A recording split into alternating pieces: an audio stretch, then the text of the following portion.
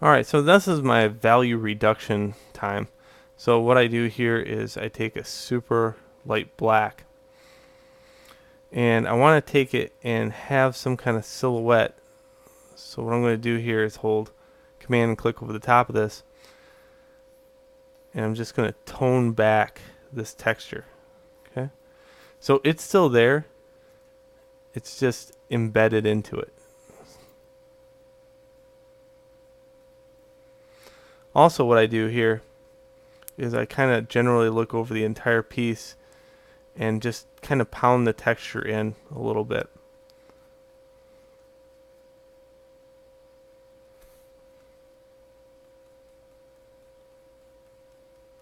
This will also give me the opportunity to keep everything at every object at its own tone. And I could shade a little bit with this.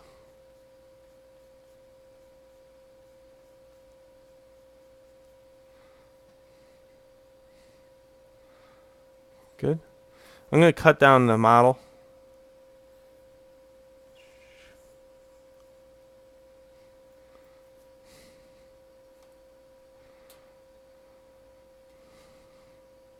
And if you mess up on your selection, here's a great way. You can right click on here and say transform selection. So you can zoom in and you can pull this to the area at which you would like it to be the natural center of the piece.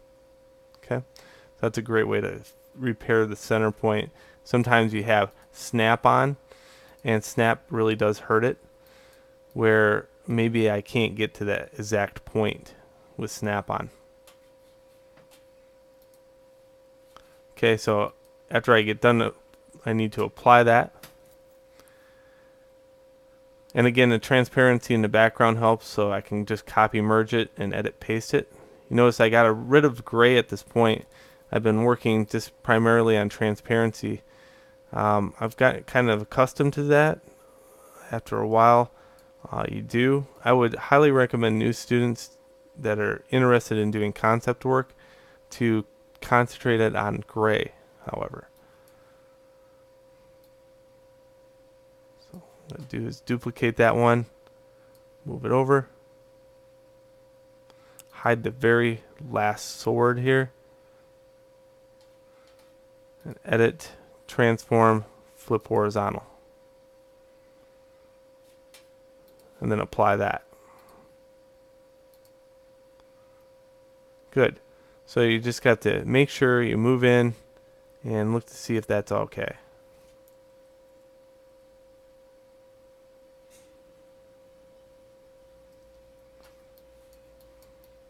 Good. And it looks like there's a white line here, so hopefully that's just my selection. Again, if you need to know what it looks like, just click on one of these back layers.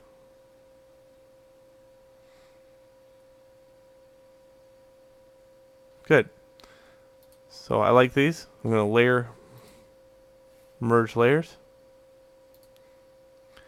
And then I'm going to make it a little unsymmetrical here because it's getting a little too symmetrical at this point. And I'm not too happy with this line that's going through here.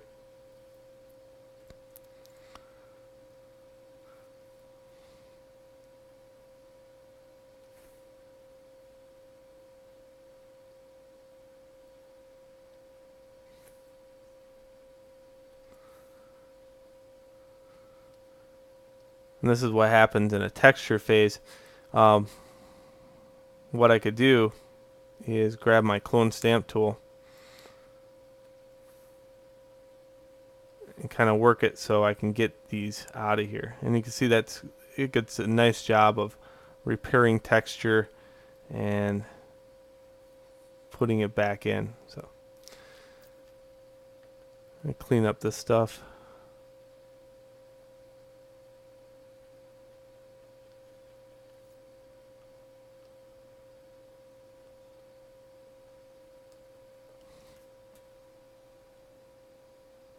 That's a lot better. I would think this has some kind of maybe tooth to it. So where's my tools at? Oftentimes your tools will disappear on you. They like to run. So I don't know what that is. I want to put some lighter gray here.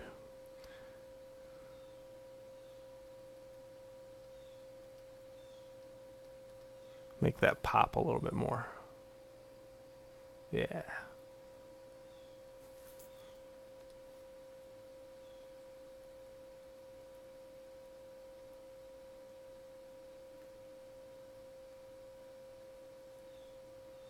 If you put a high contrast color next to a low contrast color, it gives it that dip look that I was looking for. So I'm looking for that dip look.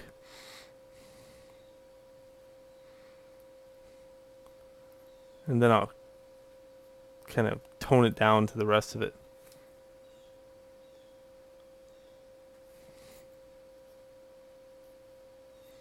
Perfect.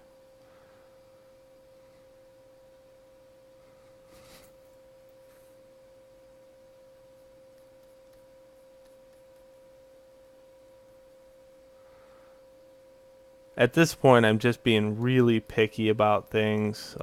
Nothing really new about the form. I'm just adding a little bit of this and that to it to kind of clean it up.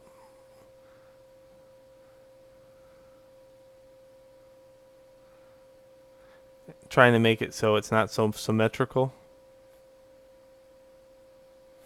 This thing is great for making dents in the blade. Every once in a while you might want a dent in your blade. And here's a better way to do that. Use a hard edge brush. So you can go in here and just make a dent every once in a while on one side. Maybe a dent on this side. Don't make it so noticeable that you're trying too hard though.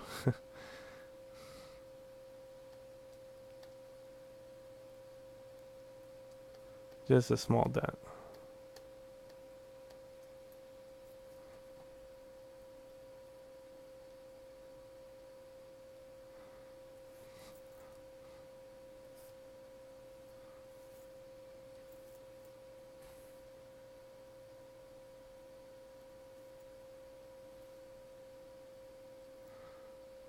At this point, you can really, it all depends how much you want to go about this, but you can really start adding some stuff to this that is just so unbelievably detailed.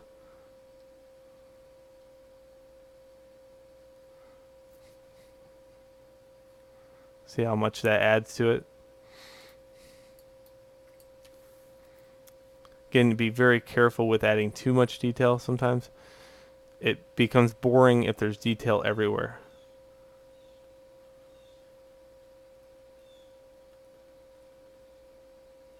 So you just want to use this white light or this white very, very efficiently. You only use it on the very hot spots of things. And when I'm doing concept work, I try to keep out shadows. Here's why. Sometimes the modeler will ask for something rendered out with detail just for the texture appeal. But what happens is if you get into a shadow effect where, you know, if you start introducing light to something, let's say light is coming from this side and this side of the sword is totally dark. The modeler wants everything just really flat, okay? And it's going to be the modeler's job to make it 3D. You can take this, and if you want to make your own version of a nice rendered out piece with, you know, like maybe this side of the sword is a little bit more shaded than the other, giving it that depth, you can. Just what I would probably do is probably put that on a new layer.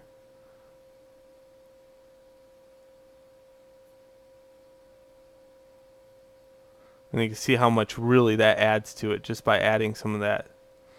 So it's a huge thing. I probably will make two variations of it. One I would give to the modeler. The other one I would keep. And there we go. There's my rendered out sword.